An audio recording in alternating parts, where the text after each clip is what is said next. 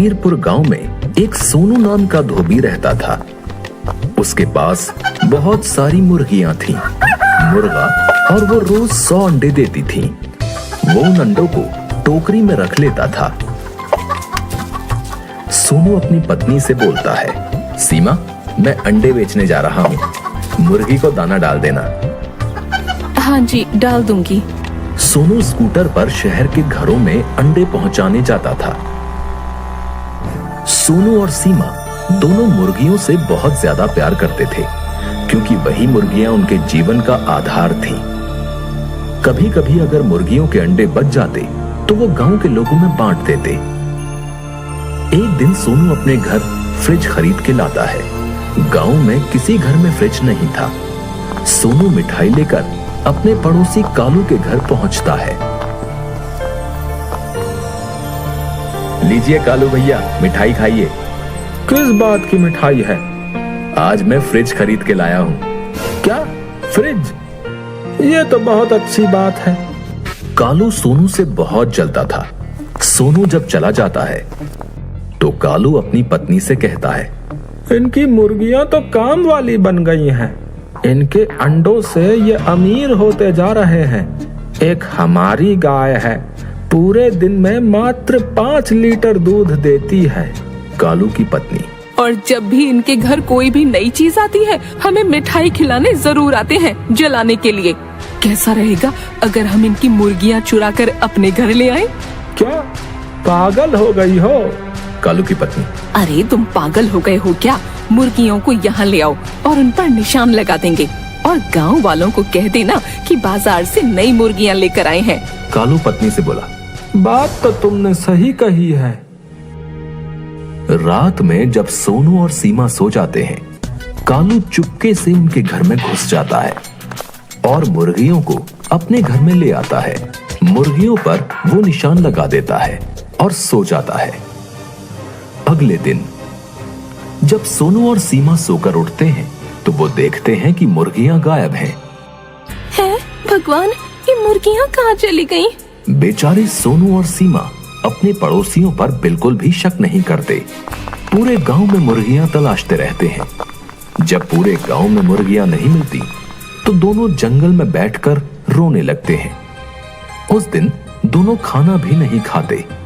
सीमा, पता नहीं हमारी मुर्गियां कौन ले गया। तभी सोनू देखता है जंगल में कुछ मुर्गियां घूम रही हैं। सोनू और सीमा दोनों उनके पास जाते हैं।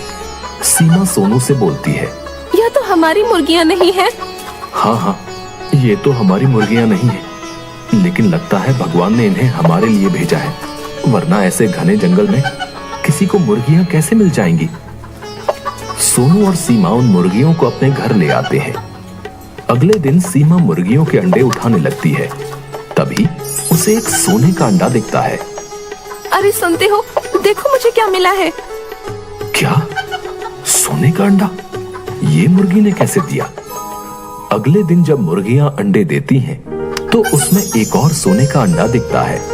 लगता है ये मुर्गी रोज एक सोने का अंडा देती है। सोनू और सीमा को रोज एक सोने का अंडा मिलने के कारण वो लोग जल्दी ही अमीर हो गए। वो जल्दी एक बड़ा घर बनवा लेते हैं और गाड़ी भी खरीद लेते हैं। उधर कालू जब भी मुर्गियों के अंडे उठाता तो मुर्गियां कालू को चोंच मारती। कालू और उसकी पत्नी मुर्गियों को मारते थे और जबरदस्ती अंडे उठाते। इन मुर्गियों ने तो नाक में दम कर दिया है। वहां इतने प्यार से अंडे उठाने देती थी और यहाँ ये मुर्गियों ने इतना नाटक करते हैं। कालू की पत्नी, सोनू का तो इतना बड़ा घर बन गया और उन लोगों ने गाड़ी भी खरीद ली। समझ ही नहीं आ रहा उनके पास इतने पैसे कहाँ से आए। कालू रात में सोनू के घर जाकर देखता है और चुपके से सोनू और सीमा की बातें सुनने लगता है। सोनू, आज हम जो भी हैं अपनी इन मुर्गियों के कारण हैं। अगर रोज एक सोने का अंडा ये ना देती तो हम कभी अमीर नहीं हो पाते।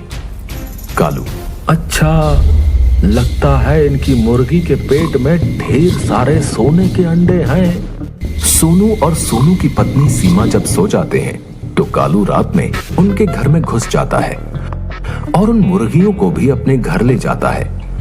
कालू सोना पाने के चक्कर में मुर्गियों का पेट चीर देता है मुर्गियों के पेट में सोना नहीं पाता और मुर्गियां मर जाती हैं। कालू की पत्नी, जल्दी से मुर्गियों को फेंक कर आओ, नहीं तो हम फंस जाएंगे।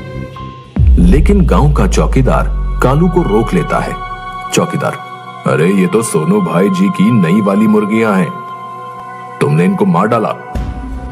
चौकीदार कालू को पकड़कर सोनू के घर ले जाता है। सोनू, कालू, तुमसे तो ये उम्मीद नहीं थी, हम तुम्हें कितना अच्छा समझते थे। सीमा, कहीं हमारी पहले वाली मुर्गियां तुमने तो नहीं चुराई?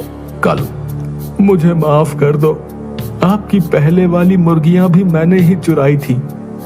गांव में पंचायत बुलाई जाती है। पंचायत में कालू और उसकी पत्नी को गांव से बाहर निकालने का फैसला सुनाया जाता है।